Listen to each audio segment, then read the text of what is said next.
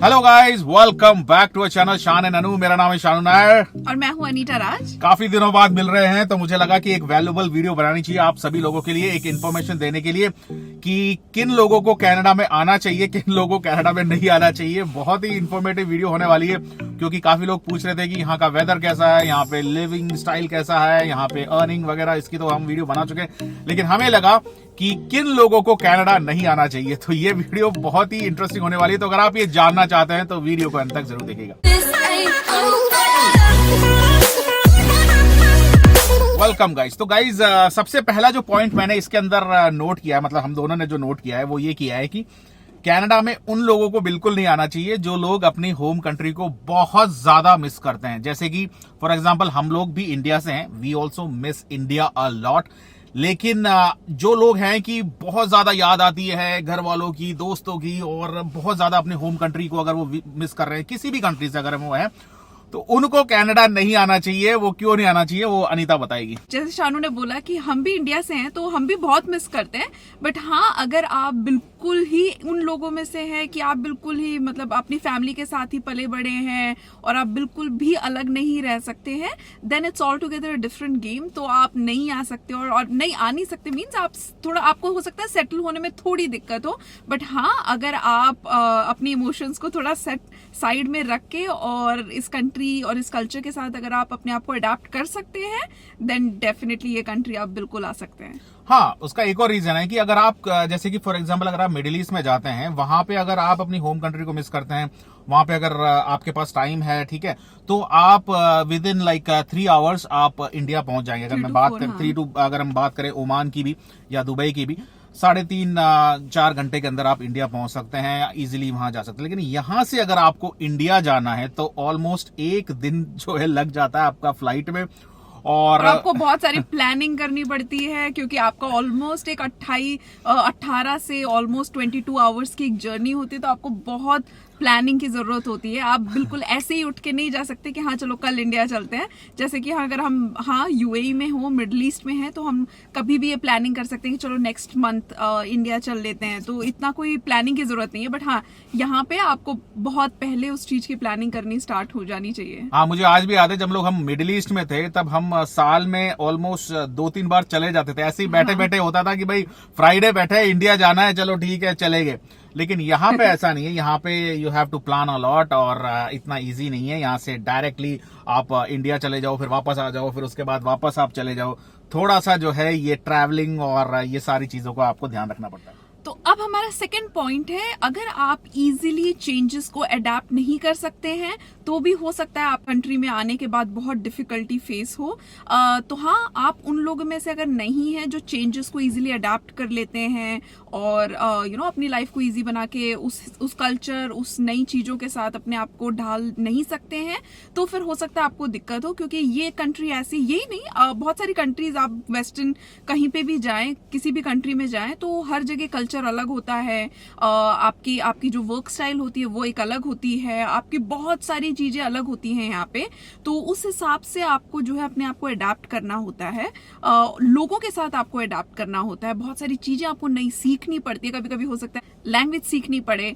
तो ये सारी अगर चेंजेस के लिए अगर आप रेडी नहीं है तो हाँ, आपको दिक्कत हो सकती है अगर आप कनाडा मूव होने की सोच रहे हैं तो। जैसे कि अनीता ने लैंग्वेज का कहा, तो लैंग्वेज का यहाँ पे जैसे कि सबको पता है कि इंग्लिश और फ्रेंच है कनाडा की ऑफिशियल लैंग्वेज।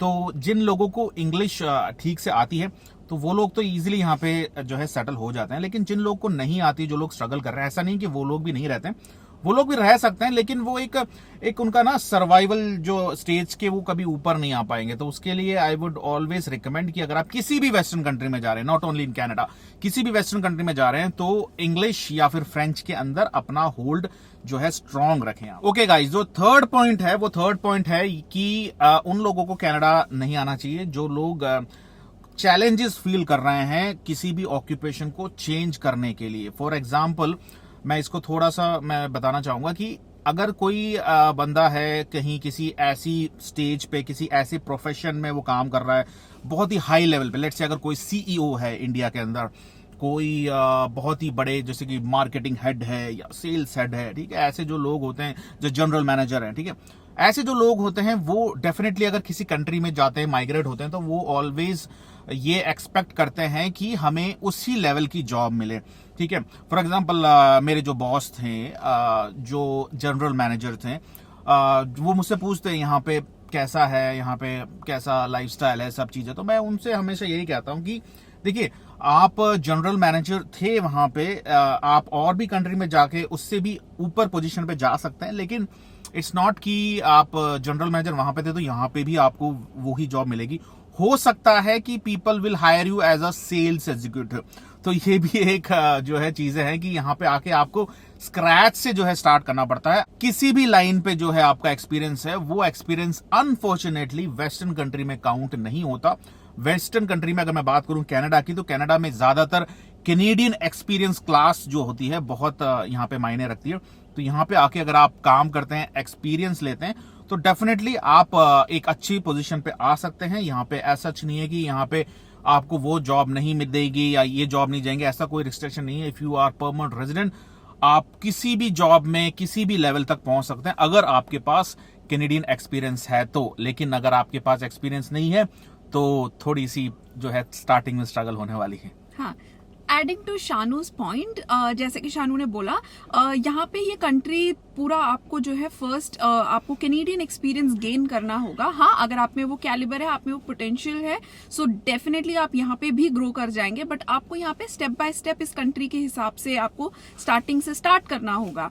बट हाँ, अगर आप ये सोच के आए हैं कि वहां पे आप जनरल मैनेजर थे तो यहाँ पे भी आप डायरेक्ट उसी पोस्ट पे ही ज्वाइन करें, ऐसी ही कोई पोस्ट से आप स्टार्टिंग करें, तो वो शायद हो सकता है डिफिकल्ट हो। ऐसा नहीं होता है नॉर्मली। बट हाँ, अगर आप ऐसा आपकी कोई अपॉर्चुनिटी मिल जाए आपको, तो डेफिनेटली बिल्कुल बहुत अच्छी बात है। 100 में से 99% तो ऐसा नहीं होता है, तो आपको यहाँ की कैनेडियन एक्सपीरियंस ही गेन करनी पड़ती है। और गाइज, ये जो फोर्थ पॉइंट है, ये पॉइंट उन लोगों के लिए है कि जो लोग भी मेंटली स्ट्रांग नहीं है, वो लोग कभी भी किसी वेस्टर्न कंट्री में जाके सेटल नहीं हो सकते हैं।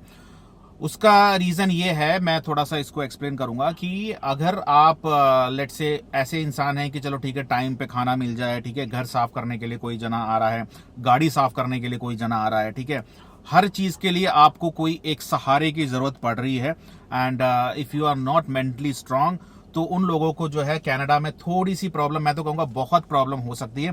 तो people who are not mentally strong, I would say this is not the right country for them. क्योंकि यहाँ पे आपको हर चीज खुद ही करनी होती है, सब चीज खुद करनी पड़ती है। देखिए, यहाँ पे अगर आप हस्बैंड वाइफ आते हैं, मैं थोड़ा सा बताऊं आपको डिटेल में, तो घर का सारा काम जो है हस्बैंड ही करते हैं, ठीक है। वाइफ जो होती है नेटफ्लिक्स पे मूवीज देखना, ठीक है, फ्रेंड्स के साथ बातें करना, मोबाइल पर रहना, वीडियो गेम्स खेलना, यही चलता रहता है। पतियों को ही जो है सारा काम करना पड़ता है, घर का सारा काम पति ही करते हैं। तो इसलिए ये झूठ है, ये बिल्कुल सच है गाइस। मैं ये चीज को प्रूव करूंगा, मैं प्रूफ के साथ आपको बताऊंगा। तो जो भी पति लोग हैं जो है ना घर पे बैठे, हाँ ठीक है, काम चल रहा है, पति है ना, पत्नी खाना बना रही है, ठीक है, घर साफ भी ठीक है पत्नी कर रही है, ठीक है, यहाँ पे भाई ये बिल्कुल झूठ है। तो जिन लोगों को भी क्लीनर्स वगैरह हायर कर रहे हैं ना, कोई सोचेगा भाई हम तो क्लीनर रख लेंगे, तो यू हैव टू पे $100 आवरली यहाँ पे क्लीनर को अगर रखना है तो, और उसमें भी अपॉइंटमेंट्स लेनी पड़ती है। ऐसा नहीं है कि यहाँ पे काम वाली बाई आ जाएगी। तो जितने भी पति लोग हैं वही है काम वाली बाई, बाया जो भी है। ये चीज का जो है आप ध्यान रखें। नेक्स्ट हमारा पॉइंट है, अगर आप मनी को ज्यादा प्रेफरेंस देते हैं क्वालिटी ऑफ लाइफ की बजाय, तो हाँ, ये कंट्री शायद आपके लिए नहीं है। क्योंकि वेस्टर्न कंट्री, स्पेशली अगर मैं कनाडा की बात करूं, तो कनाडा जाना जाता है क्वालिटी ऑफ लाइफ के लिए। यहाँ की जो क्वालिटी ऑफ लाइफ है, आपका जो वर्क बैलेंस, आपका जो होम बैलेंस है, ये बहुत अच्छे से यहाँ पे मेंटेन होता है। गवर्नमेंट उस चीज को सपोर्ट करती है, और आप उस तरीके की क्वालिटी लाइफ बिताते हो जिसमें आप अच्छे से अपना घर भी मैनेज कर सकते हैं, एंड देन आप अपना वर्क कल्चर और अपना जो वर्क है वो भी बैलेंस कर सकते हैं। तो हाँ, अगर आप ये सोचते हैं कि आप किसी कंट्री में जाके, जैसे कनाडा में आके, और आप बहुत जल्दी पैसा कमा के एकदम मिलियनर बन जाएंगे, जो आप बन सकते हैं, बट हाँ, उसमें काफी ईयर्स लगते हैं। स्टार्टिंग में ही आपको इतनी बड़ी एक जंप, इतना बड़ा एक ग्रोथ ऐसे नहीं मिल जाता। आपको थोड़ा टाइम लगता है इस कंट्री में सेट होने में, थोड़ा सा उस चीज में अपने आप को ढालने में, और फिर आप जो है बिल्कुल पैसे कमा सकते हैं। बट हाँ, जैसे अगर हम बात करें यूएई की और मिडिल ईस्ट की, तो वहां पे जाते ही आप ठीक है अच्छे से पैसा वैसा कमा सकते हो, बट हाँ, वहां पे आपको क्वालिटी ऑफ लाइफ नहीं है। आप अपनी जो पर्सनल लाइफ है वो बहुत सफर करते हो, आप अपनी वर्क लाइफ के ऊपर। तो ये चीज है, बट यहाँ पे वो चीज नहीं है। यहाँ पे बहुत अच्छे से आप बैलेंस करके यहाँ पे अपनी लाइफ आप इंजॉय कर सकते हो, अपनी फैमिली के साथ बहुत अच्छा टाइम स्पेंड कर सकते हो। तो ये चीज है यहाँ पे, और इसीलिए ही वेस्टर्न कंट्री के लिए सब लोग वेस्टर्न कंट्री चूज करते हैं। ओके, ये मैं क्यों कर रहा था ये इसका भी रीजन है। उन लोगों को कनाडा में नहीं आना चाहिए जिन लोगों को एक्सट्रीम कोल्ड वेदर की आदत नहीं है, क्योंकि कनाडा एक ऐसी कंट्री है जहां पे ठंड वाली जगह है, ये बहुत ज्यादा जो है डाउन चला जाता है कभी कभी जो है वेदर।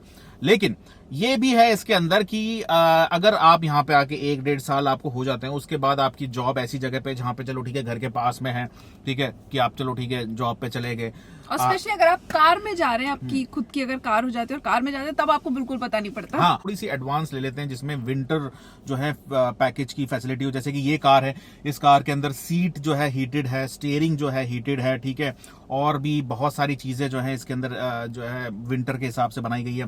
तो अगर आप ऐसी कार ले लेते तो आपको फील ही नहीं होगा यहाँ पे विंटर वाली जो चीज है, जो आपको फील ही नहीं होगा। और ऑफिस में तो ऑलरेडी हीटर रहता है, घर पे भी हीटर रहता है। तो मुझे यहाँ पे आने के बाद मुझे इतना ज्यादा फील नहीं हुआ विंटर का। जब मैं आया था नया नया तब बहुत फील होता था, जब हम लोग भी यहाँ पे आके जो है पब्लिक ट्रांसपोर्ट वगैरह यूज करते थे, और जब थोड़ा सा चलना वगैरह पड़ता था बाहर पे, तो हमें भी थोड़ा सा फील होता था।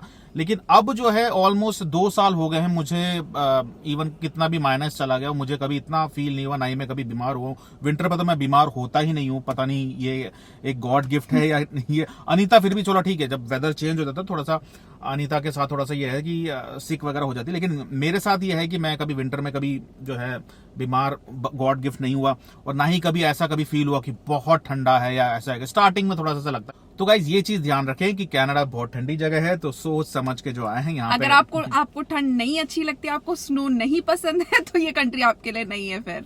बट हाँ, अगर आपको ठंड अच्छी लगती हो, जो आप स्पेशली मुझे अगर मेरी बात करें तो मुझे गर्मी, जो एक्सट्रीम गर्मी होती है, उससे मैं वे प्रेफर करूंगी। अगर स्नो हो और ठंड हो तो मैं बहुत प्रेफर करूंगी, बट हाँ मुझे गर्मी इतनी पसंद नहीं है।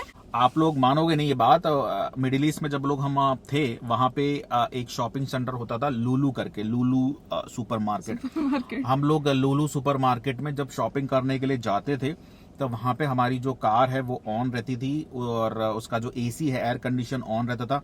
हम लोग पूरी शॉपिंग, करीब 1 घंटा लग जाता था हमें शॉपिंग, 1-1.25 घंटा लग जाता था। हम लोग शॉपिंग करके जब हम आते थे तब भी गाड़ी ठंडी रहती थी।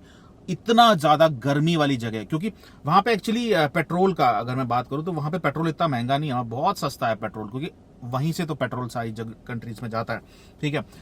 दुबई में पेट्रोल नहीं है, लेकिन फिर भी बाकी जैसे अबू धाबी में है तो वहां से फिर भी सस्ता रहता है, और वहां के रेजिडेंट्स के लिए बहुत ही सस्ता है वहां पे पेट्रोल। ओमान में भी सस्ता है, मिडिल ईस्ट में सब जगह ही जो है पेट्रोल सस्ता मिलता है। तो गाड़ी वगैरह ऑन रहती थी, ठीक है, स्टीयरिंग वगैरह जो है बिल्कुल ठंडा रहता था। अगर आप गाड़ी ऑन नहीं करके जाते हो, अगर आप 1-1.5 घंटे के बाद, दोपहर की बात बता रहा हूं मैं, अगर आप 1 घंटे बाद अगर आप आओगे, आपके हाथ लिटरली जल जाएंगे, इतनी गर्मी होती थी वहां पे। मुझे अच्छे से याद है जब हम लोग वहां रहते भी थे, तो हम लोग कोई भी ऐसा ट्रिप, चाहे वो ग्रोसरी लेना हो, चाहे वो बाहर जाना हो, सोचते भी नहीं थे बिटवीन आई वुड से 12 o'clock 12 PM to at least 6 PM के बीच में, तो हम सोचते भी नहीं थे, क्योंकि इतनी ज्यादा गर्मी होती थी जो आप बिल्कुल सहन नहीं कर सकते। तो उस टाइम को हम बिल्कुल अवॉइड ही करते थे कि भाई शाम होने के बाद ही फिर कहीं बाहर निकले या कहीं जाए। बट हाँ, अगर आप वर्क करते हैं तो आपको कहीं ना कहीं बाहर निकल के आपको जाना तो है, तो वो बाहर निकलने से कहीं किसी भी पॉइंट, मतलब आप मॉल के अंदर या अपने शॉप, अपने ऑफिस के अंदर जाने तक का जो टाइम होता है, उसी में आपकी हालत बहुत बुरी हो जाती है। बट उसके कंपैरेटिवली हाँ, टचवुड, मुझे ठंड ज्यादा बेटर लगती है, कि यहाँ पे मुझे अच्छा लगता है। यहाँ पे आप एटलीस्ट आसमान देख सकते हो, वहां आसमान नहीं देख सकते, आपकी आंखें झुलस जाएंगी। तो गाइज ये वीडियो हमने स्टार्ट तो ये करी थी कि don't come to Canada if you are in this category, लेकिन अभी ये वीडियो चलते चलते दूसरे जो है उस पे दूसरे उस पे जा रही है, दूसरे कंट्रीज पे आ रही है। ये जस्ट कंटेंट को लंबा करने की जो है साजिश की जा रही है। अनीता इसमें बहुत एक्सपर्ट है, तो आप इसकी बातों में नहीं जाए, कंटेंट पे स्टिक रहना है कि किनको कनाडा आना चाहिए, किनको नहीं आना चाहिए। तो guys jokes apart, end of the day मैं यही कहना चाहूंगा आप सभी लोगों से, Canada is a wonderful country. यहाँ पे सिर्फ ऐसा नहीं है कि आप यहाँ पे पैसा कमाने के आने के लिए सोचें कि यहाँ पे आओगे और आप पैसा कमाओगे, बहुत ठीक है, there are ways you can make money, वो भी हम धीरे धीरे वीडियोस में बताते रहेंगे। लेकिन यहाँ पे उन लोगों को आना चाहिए जो लोग पैसे को छोड़ के क्वालिटी ऑफ लाइफ जो होती है ना उसके बारे में सोचे। यहाँ पे पैसा कमाने के लिए बहुत सी कंट्रीज हैं। मैं मतलब आपको इतनी सारी कंट्रीज के जो है नाम बता दूंगा जहां पे आप जाके यू कैन बिकम मिलियनर, ठीक है, बिलियनर, ट्रिलियनर, जो भी आप कहना चाहो वो बन सकते हो। यहाँ पे भी आप बन सकते हो, बट थोड़ा आपको टाइम लगता है, थोड़ा टाइम लगेगा। लेकिन अपार्ट फ्रॉम दैट, मैं अगर अपनी बात करूं तो मैं कनाडा के अंदर रिच होने के लिए या कोई बहुत बड़ा मिलियनर होने के लिए मैं यहाँ नहीं आया। मैं सिर्फ इसलिए आया कि मैं यहाँ पे खुश रहूं, और वो मैं अभी with the grace of God मैं बहुत खुश हूं। तो अगर आप प्लान कर रहे हैं इस कंट्री में आने के लिए तो बिल्कुल आपने बहुत अच्छा डिसीजन लिया है।